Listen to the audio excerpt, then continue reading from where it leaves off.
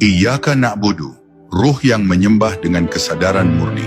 Ketika seorang hamba mengucapkan Iyyaka na'budu, sesungguhnya ia sedang melepaskan seluruh bentuk penyembahan palsu yang pernah menghuni ruang dalam jiwanya. Kalimat ini sederhana, namun di baliknya tersembunyi pengakuan terdalam dari ruh, bahwa hanya kepada satu zat ia menyembah, dan bukan kepada dunia, ego, atau nafsunya sendiri. Para sufi menyebut kalimat ini sebagai deklarasi tauhid ruhani, bukan sekadar keimanan lisan, melainkan pengakuan eksistensial dari kedalaman jiwa. Iyyaka berarti hanya kepadamu, dan kata ini diletakkan di awal sebagai penegasan mutlak, bahwa tidak ada ruang bagi selainnya dalam ibadah seorang saleh. Dalam dimensi tasawuf, kalimat ini adalah momen ruh menyerahkan seluruh dirinya kepada sang kekasih. Ia bukan lagi beribadah karena kewajiban, tapi karena kerinduan. Ibadah tidak lagi menjadi rutinitas, melainkan jembatan perjumpaan. Ketika ruh mengucapkannya dengan sadar, maka setiap sujud menjadi pelukan, dan setiap zikir menjadi panggilan pulang. Na'budu berasal dari kata ibadah, yang dalam makna terdalamnya adalah kehancuran diri di hadapan Tuhan. Seorang hamba yang benar-benar beribadah adalah dia yang telah meleburkan kehendaknya ke dalam kehendak ilahi. Ia tidak lagi menyembah karena takut neraka atau berharap surga, tapi karena hatinya tidak bisa tidak menyembah. Karena di dalam penyembahan itu ia merasa hidup, ia merasa utuh, ia merasa dekat.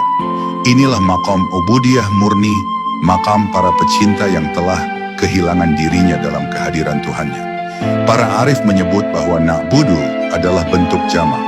Bukan aku menyembah, tapi kami menyembah. Kalimat ini mengajarkan bahwa ruh yang telah mengenal Tuhannya tidak berjalan sendiri. Ia melihat dirinya sebagai bagian dari tubuh umat, dari barisan ruh-ruh suci yang bersama-sama sujud dalam satu arah. Maka ibadahnya bukan untuk dirinya semata, tapi sebagai perwakilan cinta seluruh ciptaan kepada Sang Pencipta. Ruh yang menyadari ini akan merendah, tak merasa lebih suci dari yang lain, karena ia tahu semua berasal dari satu sumber. Di saat seseorang mencapai kesadaran ini, maka seluruh hidupnya menjadi ibadah. Bukan hanya dalam gerakan salat, tapi dalam setiap hembusan napas, dalam diamnya, dalam senyumnya, bahkan dalam tidurnya. Ia menyembah bukan hanya di sajadah, tapi di setiap detik keberadaannya. Karena ruhnya telah sadar bahwa hidup ini adalah ruang untuk sujud tanpa henti.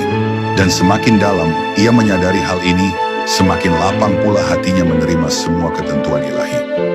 Namun penyembahan sejati tidak datang dengan mudah. Ia adalah hasil dari pembersihan diri yang panjang, mujahadah melawan hawa nafsu, sabar atas ujian, dan ketekunan dalam zikir.